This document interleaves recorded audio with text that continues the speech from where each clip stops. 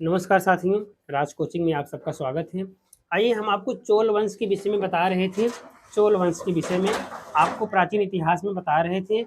आपको बताए भी थे थोड़ा बहुत कि चोल वंश का संस्थापक कौन था। आपको बताए थे चोल वंश जो है इसमें जो है इसका संस्थापक कौन था। आप जान रहे हैं विजयालय चोल वंश का संस्थापक था।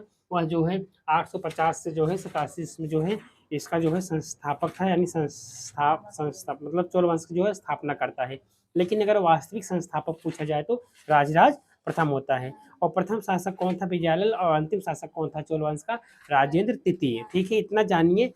संस्थापक कौन था प्रथम, विजयालय था। 850 से लेकर 27 तक इसका कार्यकाल था चोल वंश का। ठीक है, अगर कभी वास्तविक संस्थापक पूछता है तो राजराज प्रथम को, ठीक है, राजराज प्रथम वास्तविक संस्थापक था चोल वंश का, और प्रथम शासक ये था, और अंतिम शासक राजेंद्र तृतीय। ठीक है, तो चोल वंश में जो हम आपको बताए रहे थे, चोल वंश जो है इसकी राजधानी तंजौर या तंजावर करके थी। तंजौर इसकी राजधानी थी। बाद में इसकी राजधानी कई राजधानी परिवर्तित होती गई चोल वंश की। ठीक है, पहले तंजौर तंजावर थी, बाद में फिर उरैयूर थी, फिर तंजौर, फिर गंगईकोंड चोलपुरम एवं कांची, यानी कई प्रकार की राजधानी कई शासक जो है इसको बनाते गए। ठीक है, चोल वंश में। तो इसके बाद देखिए चोल वंश में देखा जाए तो सबसे मतलब फेमस शासक जो है इसमें चोल वंश में राजेंद्र प्रथम था। ठीक है, देखिए चोल वंश में जो है राजराज प्रथम जो है यह जो है श्रीलंका को जो है जीतता है, मतलब काफ़ी श्रीलंका को जीतता है। उसके जो है शासक वहाँ वहाँ से जो है परास्त करके उसको जो वहाँ भागना पड़ता है। अब आइए देखिए चोल वंश में सबसे इम्पोर्टेंट चीज़, चोल वंश में कुछ ऐसे प्रश्न हम आपको बताएंगे जो बार बार परीक्षा में पूछे जाते हैं। जैसे चोल वंश की सबसे प्रमुख विशेषता क्या थी। चोल वंश की सबसे प्रमुख विशेषता क्या थी, वहाँ जो उस समय स्थानीय प्रशासन था, आप समझ लीजिए। चोल वंश में उस समय क्या था, स्थानीय प्रशासन उस समय था चोल वंश में, आप समझ लीजिए। और कहाँ से पता चलता है, मेरे उत्तर के मेरूर अभिलेख से। ठीक है, उत्तर के मेरूर अभिलेख है, उससे यह पता चलता है कि वहाँ जो है स्थानीय शासन था। ठीक है, इसमें कभी कभी पूछता है जो है कौन सा ऐसा शासक चोल वंश में था जिसका जो है राज्याभिषेक जो है कब हुआ था, युद्ध में हुआ, मतलब युद्ध के जो है दौरान हुआ था, युद्ध में जो है इसका राज्याभिषेक हुआ था। तो कहने का मतलब उसका नाम है राजेंद्र द्वितीय था। ठीक है, और इसमें जो है कभी कभी पूछता है कौन जो है चोल वंश में जो है गंगईकोंडचोलम, मतलब गंगईकोंडचोलम की उपाधि धारण करता था, राजेंद्र प्रथम था। ठीक है, राजेंद्र प्रथम जो था ये पूरे श्रीलंका को क्या किया था, ये जीत लिया था। चोलों की सबसे विशेषता क्या थी, चोल वंश की सबसे प्रमुख विशेषता जो थी ना कि इनके पास नौसैनिक शक्ति बहुत अच्छी थी। राजराज जो प्रथम था इसके पास जो है नौसैनिक नौसेना इसके पास थी चोल वंश के पास। और ये लोग श्रीलंका को ही देखे, श्रीलंका पे राजेंद्र प्रथम ने आक्रमण करता है, वहाँ का जो राजा पंचम करके था उसको उठा लाया, यहाँ अपने हाथ में लाया, और जो है 10-12 साल बाद उसकी मृत्यु हो जाती है। सोचिए, उसको जो राजा था उसको बंदी बना के अपने यहाँ लाया। उसके बाद जो है गंगा गंगईकोंडचोल की क्या लेता है उपाधि, दक्षिण में महिपाल शासक को परास्त करके गंगईकोंडचोल की उपाधि लेता है कौन, राजेंद्र प्रथम। ये इसका जो है प्रतापी शासक था। जैसे उसमें जो है समुद्र को भारत का नेपोलियन कहा जाता था, तो उसी हिसाब से इसको भी कहा जाता था राजेंद्र को, राजेंद्र प्रथम को। ये बहुत प्रतिभाशाली शासक था, इसने पूरे श्रीलंका को जीत लिया था। और जो है वहाँ के जो शासक था उसको मतलब उसको बंदी बनाकर अपने भारत लाया। कुछ दिन बाद उसकी क्या हो जाती है, मृत्यु हो जाती है। ठीक है, उसके बाद जो है यहाँ के जो है इसमें चोल वंश वाले में जो है लक्षण शैव धर्म के अनुयायी थे। ठीक है, ये लोग जो है शैव धर्म के, चोल वंश वाले पूरे शैव धर्म को अनुयायी थे। और जो है इसमें तुम्हें तंजौर में राजेश्वर मंदिर, राजराज प्रथम जो था तंजौर में राजेश्वर मंदिर का निर्माण कराया था। ठीक है, दो है, एक देखिए राज एक है, एक मंदिर है राज राजराज प्रथम ने बताया था बिंदेश्वर मंदिर है, देखिए बिंदेश्वरी मंदिर करके है। ठीक है, बिंदेश्वर मंदिर जो है वो जो है राजराज प्रथम जो बनवाया था, और इसमें राजेंद्र प्रथम बनवाया था। तंजौर का अगर पूछेगा तो आप तंजौर का बृहदीश्वर मंदिर अगर पूछता है तो राजेंद्र प्रथम बनवाया था। ठीक है, तंजौर में राजराज प्रथम जो है बिंदेश्वर मंदिर का निर्माण करवाया था। उसके बाद एक और है, वो बिंदेश्वर मतलब वो मंदिर जो है राजराज प्रथम बनाया था, तंजौर बनवाया था, उसे जो है बृहदेश्वर मंदिर कहा जाता है। कि बृहदीश्वर करके है, इसे राजेंद्र बनाया था। इसमें नहीं दिए, बड़ी किताबों में दिया है, इसमें दिखाई नहीं देगा, लेकिन जानते रहिएगा। मतलब यही पूछता है राजराजेश्वर वाला, राजराजेश्वर जो है लोग किस धर्म के अनुयायी थे, चोलवंश वाले ये शैव धर्म के अनुयायी थे। ये जो है मतलब जो है राजराज प्रथम ने जो है तंजौर में बृहदेश्वर मंदिर का निर्माण करवाया था। बृहदेश्वर मंदिर इसलिए बार बार हम बताने के पूछता है। ठीक है, इसके बाद जो है चोल साम्राज्य जो था इसका विस्तार सबसे अधिक किसके काल में हुआ था, उसी के काल में, राजेंद्र प्रथम के काल में हुआ था। ठीक है, क्योंकि राजेंद्र प्रथम काल जो इसलिए इसने पूरी श्रीलंका को जीता था, ये बहुत प्रभावशाली शासक था। कौन? राजेंद्र प्रथम जो था, ठीक है। बंगाल के शासक हम आपको बताए थे, बंगाल का जो शासक महिपाल था, उसको जब ये परास्त करता है तो कौन सी उपाधि धारण करता है? गंगई कोंड चोलम की उपाधि, गंगई कोंड चोलपुरम की उपाधि धारण करता है। कभी कभी पूछता है गंगई कोंड चोल की उपाधि किसकी थी? गंगई कोंड चोल की उपाधि राजेंद्र प्रथम थी। इसमें चोल वंश में सबसे प्रभावशाली शासक कौन था? राजेंद्र प्रथम। इसने पूरे श्रीलंका को जीत लिया था। उसके शासक को बंदी बना के अपने यहाँ लाया। कुछ दिन बाद उसकी क्या हो जाती है? मृत्यु हो जाती है। उसके बाद दक्षिण के जो है महिपाल जो था, उसको परास्त किया था। उसको परास्त करने के बाद कौन सी उपाधि लिया था? गंगई कोंड चोल की उपाधि धारण की थी। यही पूछता है। देखिए, आप लोगों से बहुत हाई लेवल में नहीं पूछेगा, वनडे में ही पूछ लेगा। चोल प्रशासन क्या विशेषताएं थी? स्थानीय स्वशासन। सबसे पहले जान दीजिए कहाँ से मिलता है? उत्तर मेरुरोज अभिलेख से हमें पता चलता है, ठीक है। दूसरी चीज, ये लोग किस धर्म को मानते थे? वे लोग शैव धर्म के मानते थे। विदेश्वर मंदिर का निर्माण किसने कराया था तंजौर में? राजराज प्रथम ने कराया था। इसके बाद जो है प्रथम संस्थापक विजयालय आप जान ही रहे हैं। वास्तविक संस्थापक कौन था? राजराज प्रथम था। कौन सा शासक ऐसा था जो युद्ध भूमि में जो है राजगद्दी पाया था? राजेंद्र द्वितीय था। और कौन था जो है युद्ध में मारा गया था? तो अधिराजेंद्र करके था, ठीक है। युद्ध भूमि में वो मारा गया था। इस प्रकार से फेमस क्वेश्चन आप लोगों से पूछेंगे। ये लोग किस धर्म के अनुयायी थे? ये लोग शैव धर्म के अनुयायी थे। इसके बाद चोल काल में भूमि के प्रकार क्या था? हम आपको बताए थे। बेलन और गाय भूमि क्या थी? ये गैर ब्राह्मण यानी किसान स्वामी की भूमि थी। गैर ब्राह्मण किसान स्वामी की जो भूमि थी उसे जो है बेलन व गाय कहा जाता था। और ब्रह्मदेव भूमि जो क्या थी, कभी कभी ये भी पूछ लेता है, ब्रह्मदेव क्या थी? हाँ, जो ब्राह्मणों को दी जाती थी भूमि उपहार में, वही ब्रह्मदेव भूमि थी। साला भोग क्या था? किसी विद्यालय के रख रखाव के, जो साला भोग यानी किसी विद्यालय के रख रखाव के लिए जो भूमि दी जाती थी उसे क्या कहा जाता था? साला भोग कहा जाता था। देवदान या मतलब देवदान क्या था? हाँ, मंदिर उपहार के लिए जो भूमि दी जाती थी उसे देवदान कहा जाता था, ठीक है। इसके बाद देखिए, गजनी के सुल्तान महमूद राजेंद्र प्रथम का समकालीन था। गजनी जो है महमूद जो था, कभी कभी पूछते हैं किसके समकालीन थे, तो राजेंद्र प्रथम के समकालीन था। इसको जानते रहिए, ठीक है। राजेंद्र द्वितीय ने पर केसरी की एवं वीर राजेंद्र ने राज केसरी की उपाधि। देखिए, राजेंद्र द्वितीय पर केसरी और वीर राजेंद्र राज केसरी की उपाधि धारण किए थे। और राजेंद्र प्रथम के था गंगई कोंड चोल की उपाधि लिए थे, ठीक है। क्यों? क्योंकि वह दक्षिण के जो शासक महिपाल था उसको क्या किया था? परास्त किया था। परास्त करने के बाद गंगई कोंड चोल की उपाधि वो लिया था राजेंद्र प्रथम। उसके बाद जो है राजेंद्र जो था, राजेंद्र प्रथम, उसके बाद राजेंद्र द्वितीय जो था, ये प्रकेसरी की उपाधि लिया था। कौन सी? प्रकेसरी की उपाधि। और राजेंद्र ने जो है राजकेसरी की उपाधि धारण किया था, वीर राजेंद्र, ठीक है। वीर राजेंद्र, राजेंद्र द्वितीय और राजेंद्र की क्या थे? राजेंद्र प्रथम की क्या थी? गंगई कोंड चूलम। और राजेंद्र द्वितीय का रही प्रकेसरी। और वीर राजेंद्र का रही राजकेसरी। तीनों को उपाधि रहा, ठीक है। और अंतिम शासक हम बताए राजेंद्र तृतीय था। चोल वंश का अंतिम यही पूछेगा, इसी पूछेगा अंतिम शासक कौन था, कौन सा स्थापना किया था, क्या विशेषता थी, स्थानीय स्वशासन बताओ। वहां समय स्थानीय स्वशासन चल रहा है, ग्रामीण शोषण जो चल रहा है उस समय चोल काल की। इनकी सबसे बड़ी, इनके पास नौसेना बहुत अच्छी थी, तभी श्रीलंका पूरा जीत लिए रहे हैं ये लोग। राजराज प्रथम जीता था, लेकिन राजेंद्र प्रथम पूरा जीत लिया था, राजराज प्रथम तो आधा ही जीता था। उसके बाद देखिए, चोलों के पश्चिम में बीच शांति व्यवस्था मतलब रहती थी। उसके बाद सबसे इम्पोर्टेंट चीज़ चोल में था, चोल काल में भी जी राजा के जैसे भोजन वोजन देखभाल महिलाएं भी करती थी, ठीक। उनकी अंगरक्षक महिलाएं होती थी, ठीक है। वो भोजन वोजन की देख रख, हाँ, उनकी महिलाएं थी, ठीक है। और यहाँ जो है राजेंद्र प्रथम ने जो है अपने व्यापारी पूछता चीन मंडल में व्यापारी भेजा था, ठीक है। और सबसे इम्पोर्टेंट चीज़ कौन था व्यापारी था जो सबसे अधिक दूत मंडल भेजे थे? कुलोत्तुंग तृतीय था। 72 दूत मंडल भेजा था चीन में, कुलोंग तृतीय। अभी कभी मतलब आप जब किताबें पढ़ेंगे तो उसमें आपको मिलेगा कुलोंग तृतीय जो ने या 72 मंडल जो है चीन में भेजा था, 72 जो है। और राजेंद्र प्रथम जो है भेजा था, लेकिन कुलोंग 72 प्रतिनिधि जो है भेजा था चीन में, ठीक है। और चोल प्रशासन में देखिए सबसे इम्पोर्टेंट जो चोल वंश के जो उच्च अधिकारी होते थे, यहाँ से पूछता है चोल वंश में उच्च पदाधिकारी को क्या कहा जाता था?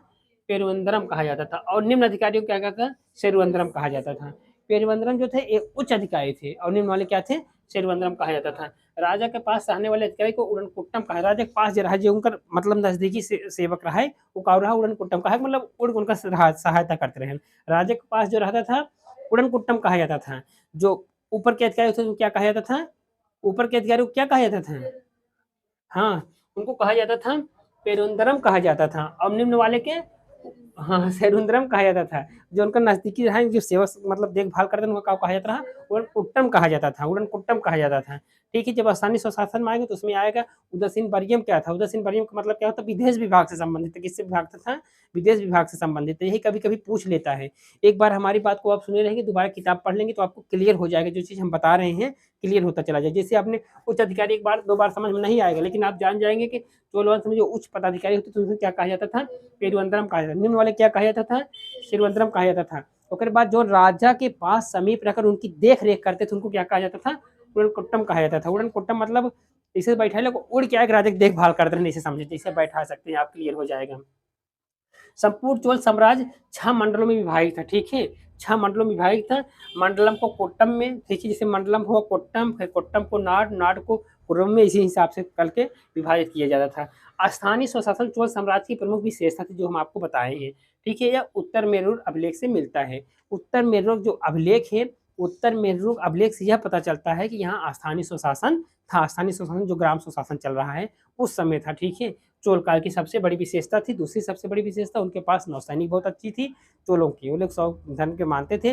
वास्तविक संस्थापक राजराज प्रथम था और विजयालय जो इसका संस्थापक था, और जो है ये शैव धर्म के अनुयायी थे। तंजौर में राजराजेश्वर ने विंध्येश्वर मंदिर का निर्माण कराया था। 10-12 क्वेश्चन थे। और कौन सा ऐसा चोलवंश में शासक था जो युद्ध भूमि में मारा गया था, युद्ध भूमि में राज्य घोषित किया गया था, राजेंद्र द्वितीय था। और अधिराजेंद्र जो था वो ऊँट के पीठ पे मारा गया था, ऊँट के पीठ पे मारा गया था। ये भी जानते रहिए। ठीक है, ये भी कभी कभी पूछ लेता है।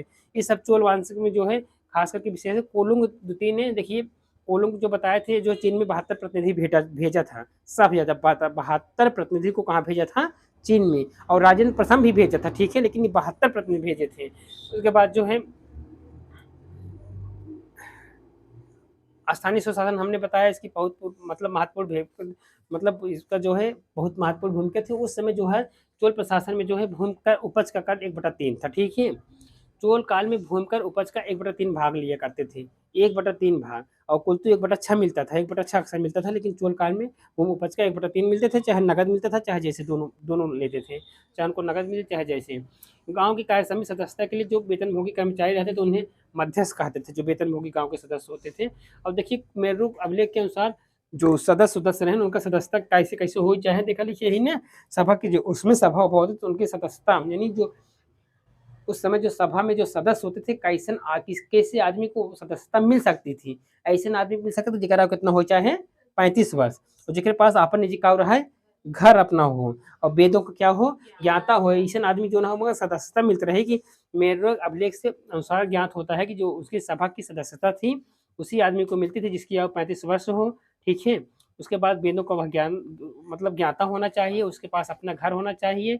ठीक है, और उन्हें प्रशासनिक मामलों में अच्छी जानकारी होनी चाहिए, तब वो सबक का हो सकते हैं सदस्य। यानी प्रशासनिक मामलों में अच्छी जानकारी होनी चाहिए, 35-70 वर्ष की आय होनी चाहिए, वेदों का वह क्या होना चाहिए, जानकार होना चाहिए। उसके बाद उसके पास अपना निजी घर या मकान होना चाहिए। और जो है यदि कोई पिछले 3 साल से किसी समिति का सदस्य रहा हो तो वह किसी और समिति का सदस्य नहीं बन सकता है। मतलब पिछले 3 साल से कौन समिति में सदस्य है, दोबारा वो सदस्यता और नहीं बन सकते। यू में सिस्टम रहा है। उसके बाद वहाँ जो कुछ होता रहा ना, उसमें जो है जिससे स्थानीय स्वशासन में हुए थे, जिससे अब चुनाव होता तो उसमें चुनाव नहीं होता था। इसे क्या कहते हैं, लॉटरी सिस्टम था। कैसा सिस्टम था, उसमें लॉटरी सिस्टम था, इसमें नहीं दिया, लेकिन आप जानते रहिए चुनाव कैसे होता रहा, लॉटरी के माध्यम से। लॉटरी जानते हैं ना, लॉटरी सिस्टम के होता था, उसमें चुनाव नहीं होता था। जिससे स्थानीय स्वशासन विशेषता थी, तो कैसा सिस्टम था, लॉटरी सिस्टम था, उस किताबों में दिए है, इसको आप लोग जानते रहिए। ठीक है, उसके बाद ब्राह्मणों को दी गई करमुक्त भूमि को चतुर्वेद मंगलम कहा। देखिए ब्राह्मणों को दी गई करमुक्त भूमि को चतुर्वेद मंगलम कहा जाता था। ठीक है, चतुर्वेद मंगलम कैसी भूमि थी, जो ब्राह्मणों को करमुक्त भूमि, यानी ऐसा भूमि रहे जिस पे टैक्स न लागे, तो कौन रहे, चतुर्वेद मंगलम। ब्राह्मणों को भूमि दी जाती थी और वहाँ भूमि करना ही लगा था तो क्या कहा जाता रहा, चतुर्वेद मंगलम कहा जाता था। और जो दान दी जाता है कहा जाता रहा, ब्रह्मदेव कहा जाता था। ब्रह्मदेव यानी दान दी गई भूमि को ब्रह्मदेव कहा जाता था। और जौन भूमि वैसे दी जाए टैक्स न लगे को कहा जाता रहा, चतुर्मंगलम। हाँ, इसे ब्राह्मणों को दान, देखिए ब्राह्मणों का उसी समय से मान सम्मान था। उनको जो भूमि दी जाए कर्ण लागे चतुर्मंगलम रहा। उसके बाद जो उस भूमि दी जाता रहा दान के रूप में, उनका ब्रह्मदेव कहा रहा। चोल वंश का सबसे संगठित अंग था पैदल सेना, मतलब उसमें पैदल सेना सबसे प्रमुख अंग था। चोल काल में कलुंज सोने के सिक्के थे। देखिए सबसे इंपॉर्टेंट चीज, सोने के सिक्कों को क्या कहा जाता था, कलुंज कहा जाता था। और मस में क्या कहा जाता रहा, गुप्त वंश में दिनार कहा जाता था, और चांदी को रूपक या रुपया कहा जाता था, और चोल वंश में कलुंज कहा जाता। यही ऐसे क्वेश्चन पूछेगा, चोल वंश में सोने के सिक्कों का कलुंज, विकल्प मारना है। आप लोग विस्तार से समझ लीजिए, पढ़ ले बंदी से सिंपल में पूछेगा। यानी चोल काल में देखिए, गुप्त काल से तुलना करेंगे, चोल गुप्त काल में पुलिसकर्मी क्या कहा था, चाट और भाट कहा जाता था। अब एक बार आप पढ़े हैं ना, दोबारा किताब रिवीजन करेंगे तो आपके दिमाग में बैठता चला जाएगा, ठीक है। तो कहने का मतलब कलुंज क्या था, चोल काल में सोने के कलुंज, चोल काल में सोने के क्या थे, सिक्के थे, ठीक है। चोल काल में सोने के सिक्कों को कलुंज कहा जाता था। तमिल कवियों को देखिए, तमिल कवि इंपॉर्टेंट चीज फिर आ रहे हैं, देखिए पंप, पोन और रन कन्नड़ साहित्य के त्रिरत्न थे। देखा, कन्नड़ साहित्य के त्रिरत्न कौन थे, विकल्प इसे दे दिए, पंप, पोन और रन। कन्नड़ साहित्य के क्या थे, त्रिरत्न थे, पंप, पोन और रन। याद कर लीजिए, बड़ा इंपॉर्टेंट प्रश्न है, पंप, पोन और रन।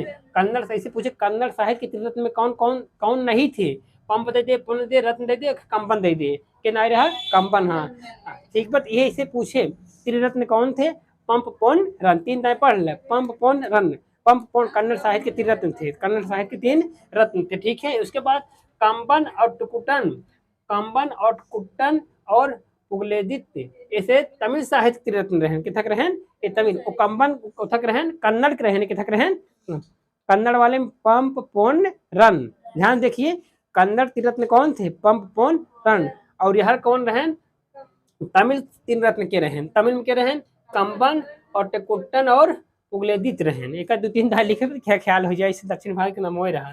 चोल काल का सबसे महत्वपूर्ण बंदरगाह कावेरी पट्टनम था, बहुत पूछता है, उसमें सबसे प्रमुख बंदरगाह क्या था, कावेरी पट्टनम। न याद हो गंगा कावेरी धान होता है, याद के लग धान, गंगा कावेरी धान होता है। कावेरी पट्टनम क्या थी, चोल काल के प्रमुख बंदरगाह थे। बंदरगाह क्या होता है जान ही रहे हैं, अपना माल वाल आता जाता, आयात निर्यात होता है, ठीक है। ये बहुत इंपॉर्टेंट है उस समय के। तमिल कवियों में जोगोंदर प्रसिद्ध कवि थे, ठीक है, जयगोंदर, जयगोंदर जो है उसके जो है बहुत प्रसिद्ध कवि थे, लिखा गया है, ठीक है। चोल काल के जो है प्रमुख कवि थे जयगोंदर थे, ठीक है। उसके बाद जो है कंपन, कोट्टन जान गए, पंप, पोंडा ने जो त्रिरत्न थे। पर्सी ब्राउन ने तंजौर के बृहदेश्वर मंदिर के विमान भारतीय वास्तुकला का निशक माना है। देखिए, इसके बाद चोल काल में जो है, इसमें जो है चोलों की राजधानी क्रमशः जो है, मैंने आपको पहले बताया था चोलों की राजधानी क्या थी, तंजौर या तंजौर, लेकिन क्रमशः राजधानी अगर पूछेगा, और क्रमशः क्या थी, पहले उरैयूर रही, क्या रही, उरैयूर, फिर क्या बन गई, तंजौर, फिर गंगैकोंड चोलपुरम है, एवं कांची। ये क्रमशः जो है राजधानी बनती कि बहुत बहुत शासक इसमें थे ना, इसी हिसाब से वो राजधानी अपना बदलते गए चोल वंश वाले, क्रमशः। हाँ हाँ, चोल वंश अब इनकी किताब पढ़ेंगे तब समझ में आएगा, किताब उसको एक बार पढ़ेंगे तभी चोल वंश समझ में आएगा। मेन 20-25 क्वेश्चन आप याद कर लीजिए बस, चोल वंश के 20-25 क्वेश्चन वही जो लिखे हैं वही याद कर लीजिए, उसके बाद सब छोड़ दीजिएगा, नहीं याद हो रहा तो, ठीक है। उसके बाद चोलों की राजधानी क्लियर हो गया। इसके बाद देखिए, चोल वाले जो थे, विष्णु को उपासक को क्या कहा जाता था, अलवार कहा जाता था, ठीक है, और शिव के उपासक को नवनार, तो हम बहुत पहले बता रहे हैं। अलवार क्या थे, विष्णु के उपासक थे, नैनार क्या थे, शिव के उपासक थे। अन्य वस्तुओं का आदान प्रदान धान था, ठीक है, अन्य वस्तुओं का जो आदान प्रदान क्या था, वो धान था। विशाल व्यापारी क्या कहा जाता था, कलंजियार कहा जाता था, जो वलंजियार, जो विशाल व्यापारिक समूह थे क्या कहा जाता था व्यापारियों को, वलंजियार। फिर नाना दैसी कहा जाता था, एवं मणिग्रामम कहा जाता था। ये व्यापारिक जो समूह था उनको जो है इसी हिसाब से पुकारते थे, ठीक है। और ये लोग विष्णु के उपासक थे, जिसमें विष्णु वाले को अलवार और शिव वाले को क्या कहा जाता था, नैनार कहा जाता था। चोल वंश के प्रमुख व्यापारी थे वलंजियार, मैंने आपको बताया वलंजियार, नाना दैसी ओम मणिग्रामम जो थे क्या थे, इसके व्यापारी थे। उसके बाद चोल काल में सड़कों की देखभाल बगान समिति करती थी, ठीक है, सड़क जो थी उसकी देखभाल कौन करती थी, बगान समिति करती थी। एकर जो है कभी कभी मीटिंग वूटिंग हो कहाँ होती थी, मंदिर के निकट हो, मतलब मंदिर के निकट होती थी, नहीं तो वृक्षों के निकट जहाँ तालाब वालाब रहा है वहाँ मीटिंग वूटिंग करते थे चोल वाले, ठीक है। यही सब चोल की विशेषताएं हैं। इसके बाद आप लोग किताब पढ़ लीजिएगा, ठीक है। फिर मिलेंगे नेक्स्ट वीडियो में, तब तक के लिए नमस्कार।